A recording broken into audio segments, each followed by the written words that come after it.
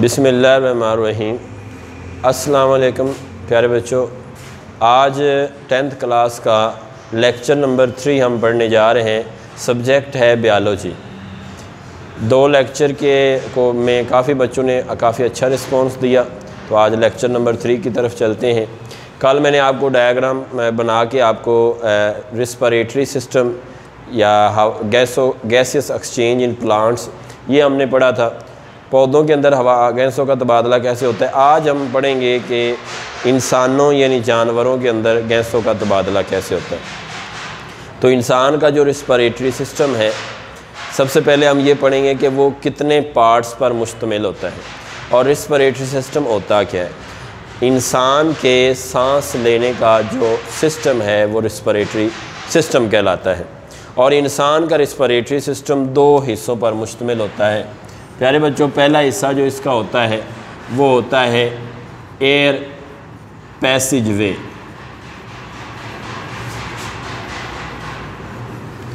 यानी हवा का रास्ता। हवा का रास्ता। अब हवा का रास्ता क्या होता है?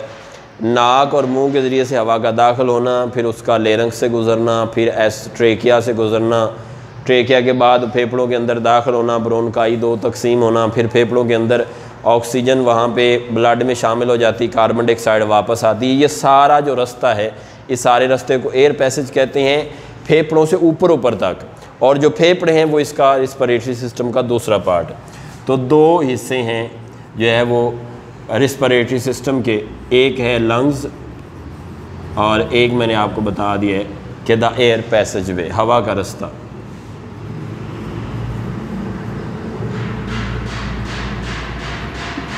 फेफड़े,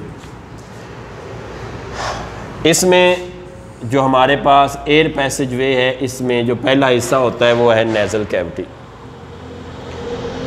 हमारी नाक के अंदर वाले ये जो बाहर वाला हिस्सा, जो अंदर वाली खाली जगह हमें नज़र आ रही होती हैं, इस खाली जगहों को हम नेज़ल कैविटी बोलते हैं। तो नाक के अंदर मौजूद खाली जगहों को नेज़ल कैविटी कहते हैं। Nasal cavity.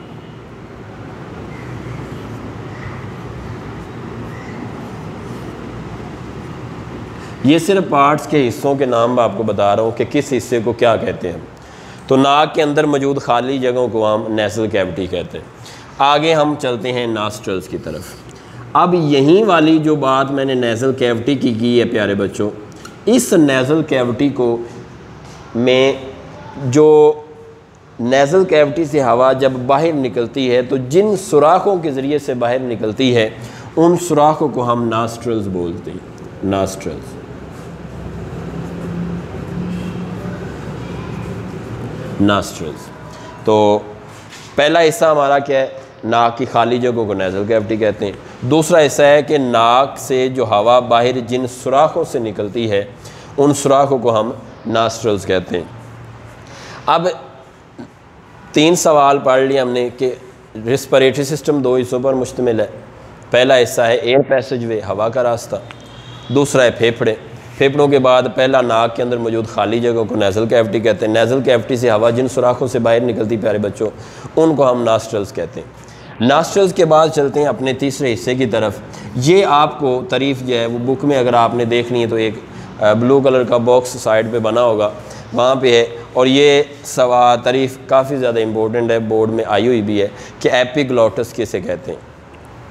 तो टिश्यूज़ का एक पर्दा जो ग्लॉटस के ऊपर मौजूद होता है उसे एपिग्लॉटस कहते हैं। जैसे मैंने कल आपको बताया था कि पत्ते की ऊपर वाली सतह को एपिडर्मस कहते हैं। डर्मस तो डर्मस हुई, लेकिन एपी का मतलब है ऊपर वाले, तो वो नीचे से भी ऊपर हुई और ऊपर से भी ऊपर हुई। नीचे वाले को हमने लोअर एपिडर्मस कह दिया, ऊपर वाले को हमने अपर एपिडर्मस कह दिया। और यही बात हम इधर भी कर रहे हैं प्यारे बच्चों कि एपिग्लॉटस क्या होता है कि टिश्यूज़ का एक ऐसा पर्दा जो ग्लॉटस के सुराख की हिफाजत करता है या उसके ऊपर एक पर्दे की शक्ल में मौजूद होता है, इसको हम कहते हैं कि ये एपिग्लॉटस है। आगे हमारा सवाल है प्यारे बच्चों, functions of hairs and mucus in nasal cavity. ये भी बोर्ड के लिहाज से जो है ना वो सवाल बहुत ज़्यादा इम्पोर्टेंट है, लेकिन ये सवाल इतना मुश्किल नहीं है, आसान है। बस आपने ज़रा गौर से समझने की कोशिश करनी है प्यारे बच्चों। हमारे नाक यानी नेज़ल कैविटी में एयर्स यानी बाल भी मौजूद होते हैं और म्यूकस भी मौजूद होता है।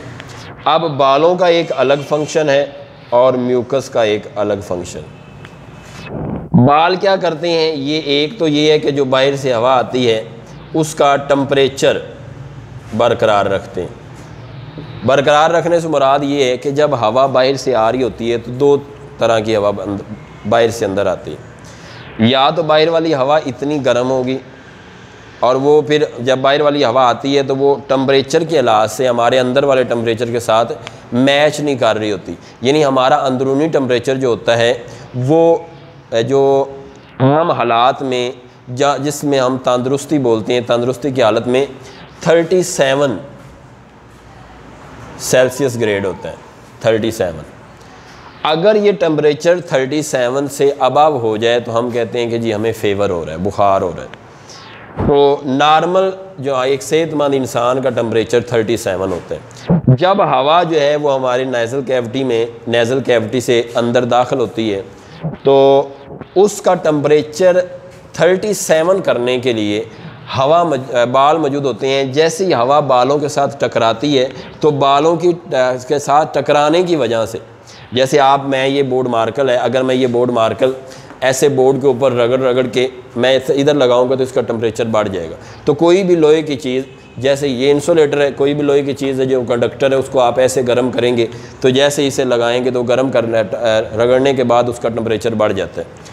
तो यही काम इधर होता है कि जब हवा बालों के साथ टकराती है तो उसका टेम्परेचर बढ़ के 37 तकरीबन हो जाता है, आलमोस्ट 37 हो जाता है। तो पहला बालों का काम क्या हुआ कि ये क्या करते हैं कि ये बाहर से आने वाली हवा का टेम्परेचर जो है वो जिस्म के टेम्परेचर के बराबर करते हैं। दूसरा पॉइंट बालों का, दूसरा काम ये करते हैं कि जैसे हवा अंदर दाखिल होती है तो हवा के अंदर आने के साथ माहौल में मौजूद बहुत सारे गर्द जो है, डस्ट जो है, वो भी हवा में मौजूद होती है।